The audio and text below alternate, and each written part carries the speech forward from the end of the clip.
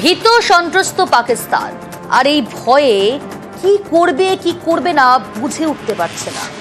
Operation সিঁদুরে থরহরি পাকিস্তান, জঙ্গিস্তানকে ইতিমধ্যেই ছিন্ন ভিন্ন করে দিয়েছে সুদর্শন। 3 দিনের অভিযানে কোমর ভেঙেছে পাকিস্তানের। জল স্থল আকাশে শত্রু নিকেশ ভারতের। গভীর রাতেই ফের ভারতের পরাক্রম। ধুলিশ্বাত পাকিস্তানের তিনটি এয়ারবেস মিসাইল হানায় তছনছ করা হয়েছে এই 3টি এয়ারবেস। আরো ডিটেইল জানাবে আবির রয়েছে আমার সঙ্গে। আবির, भाईजान नूर खान बेस में आके गिरा है ये। আবির শোনা যাচ্ছে? अटैक हुआ है नूर खान बेस पे, बिल्कुल घर के सामने, और ये नूर खान बेस के ऊपर খুব সম্ভবত যোগাযোগ বিচ্ছিন্ন হয়েছে। আমরা যোগাযোগ করছি প্রতিনিধির সঙ্গে। অপারেশন সিঁদুরে থরহরি পাকিস্তান, 3 দিনের অভিযানে কোমর ভেঙেছে পাকিস্তানে। জল স্থল আকাশে শত্রু নিকেশ ভারতীয় সেনার। 3টি এয়ারবেস ধ্বংস করে দেওয়া হয়েছে। আবির রয়েছে আমার সঙ্গে, আরো ডিটেইল জানাবে। আবির, মিসাইল হানায় তছনছ পাকিস্তানের 3টি এয়ারবেস, কি জানতে পারছি? আর দেখো, পাকিস্তানের যে 3টি এয়ারবেস যেগুলো কৌশলগতভাবে পাকিস্তানের কাছে অত্যন্ত গুরুত্বপূর্ণ ছিল, সেই 3টি এয়ারবেসেই ভারতের তরফ থেকে পাল্টা হামলা চালানো হয়েছে এবং সেই 3টি এয়ারবেসকেই ধ্বংস করা হয়েছে বলে এখনো পর্যন্ত জানা যাচ্ছে। কিছুক্ষণের মধ্যেই ভারতীয় সেনার তরফ থেকে একটি অফিসিয়াল বিবৃতি আসতে চলেছে এবং সেখানে এই সংক্রান্ত বিষয়ে বিস্তারিত তথ্য তাদের তরফ থেকে দেওয়া হবে।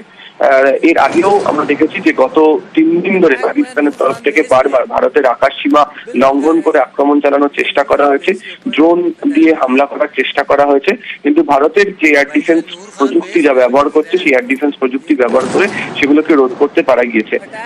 এবং বারবার ধরে ভারতের তরফ থেকে বলাই হচ্ছিল যে যদি পাকিস্তানের তরফ থেকে যদি নতুন করে কিছু শুরু না করা হয় তাহলে ভারত কোনো আচরণ করবে না। কিন্তু পাকিস্তানের তরফ থেকে যেভাবে প্রত্যেক মুহূর্তে সীমান্ত ওপার থেকে ভারী গোলাবর্ষণ করা, কখনো ড্রোন দিয়ে আক্রমণ করা, তার যে পাল্টা আক্রমণের রাস্তাতে ভারত গিয়েছে এবং সে কারণে লাহোর, রাওয়ালপিন্ডি, ইসলামাবাদের মতো জায়গাতেও বিস্ফোরণ হয়েছে, ভারতের তরফ থেকে হামলা করা হয়েছে এবং যে সমস্ত এয়ারবেস গুলো সীমানার খুব কাছে এবং কৌশলগতভাবে যেগুলোকে গত কয়েকদিন ধরে পাকিস্তান ব্যবহার করছিল সেগুলোকে সম্পূর্ণভাবে ধ্বংস করতে পারা গেছে বলে এখনো পর্যন্ত জানা গিয়েছে। পাকিস্তান এয়ারস্পেস এর তরফ থেকে একটা নোটাম জারি করা হয়েছে এবং তারাও তাদের যে সমস্ত বিমানবন্দর সেইগুলোকে তারা বন্ধ করেছে। তার গোটা দেশ জুড়ে পাকিস্তানের যে এয়ার স্পেস বন্ধ।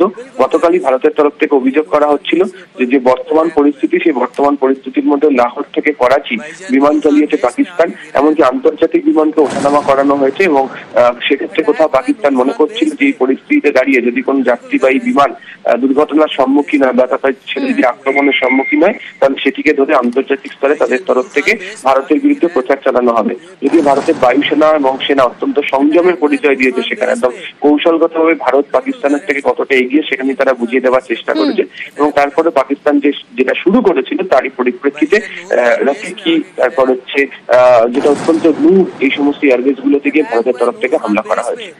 বেশ, সঙ্গে থাকো আপনি।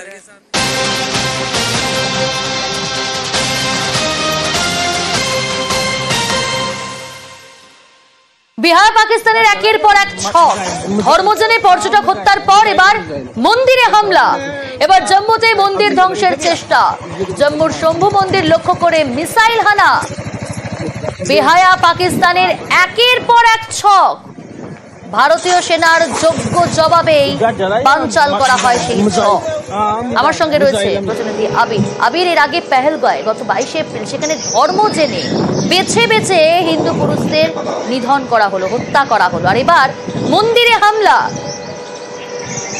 শুধুমাত্র পেহেলগাঁওয়ে নয়, তুমি জানো গত 2 দিন ধরে বিদেশ সচিব একটি কথা বলে চলেছেন যে পুঞ্চ, রাজৌরি সহ একাধিক জায়গাতে গুরুদ্বারাকেও আক্রমণ করা হয়েছে এবং শিখ সম্প্রদায়ের বেশ কয়েকজন নাগরিক তাদের প্রতি আক্রমণ করা হয়েছে এবং আজকে সকালবেলা যেটা দেখা গেল সেটা হচ্ছে জম্মু যে শম্ভু মন্দির রয়েছে সেখানে আক্রমণ হয়েছে এবং শম্ভু মন্দিরের যেখানে অবস্থান তার ঠিক আশেপাশে প্রচুর নাগরিক বসবাস করেন, অত্যন্ত ঘিঞ্জি একটি এলাকা, সেই জায়গাতেই হচ্ছে আক্রমণ হয়েছে। যদিও সেই আক্রমণ প্রতিহত করতে পারা গেছে, বড়সড় কোনো ক্ষতির খবর এখনো পর্যন্ত সেখান থেকে নেই এবং ইতিমধ্যে সেখানে জম্মু কাশ্মীর পুলিশের বাহিনী সেখানে গিয়ে পৌঁছে গিয়েছে এবং গোটা পরিস্থিতিকে সেখানে দেখা হচ্ছে। জম্মু শহরের একাধিক জায়গাতেও যেখানে নাগরিকরা যেখানে থাকেন, সাধারণ বাসিন্দারা যেখানে থাকেন, সেই সমস্ত নিরীহ নাগরিকদের উপর পাকিস্তানের হামলার চেষ্টা হয়েছে। ভারতের তরফ থেকে হামলা করা হয়েছিল হচ্ছে জঙ্গি ঘাঁটিতে। ভারতের তরফ থেকে হামলা করা হয়েছিল এমন জায়গায় যেখান থেকে বছরের পর বছর সন্ত্রাসবাদীদের আতুরঘর যে জায়গাগুলো, যেখান থেকে তারা বারবার ধরে ভারতের মাটিতে সন্ত্রাসবাদী কার্যকলাপ চালিয়েছিল। কিন্তু পাকিস্তানের তরফ থেকে হামলা করা হচ্ছে এসে হচ্ছে একেবারে যেখানে ভারতের সাধারণ নাগরিকরা যেখানে থাকেন সেখানে, এবং বারবার ধরে এই সমস্ত যে ধর্মীয় স্থানগুলি রয়েছে সেই জায়গাগুলোকে তারা আক্রমণ করছে। বেশ।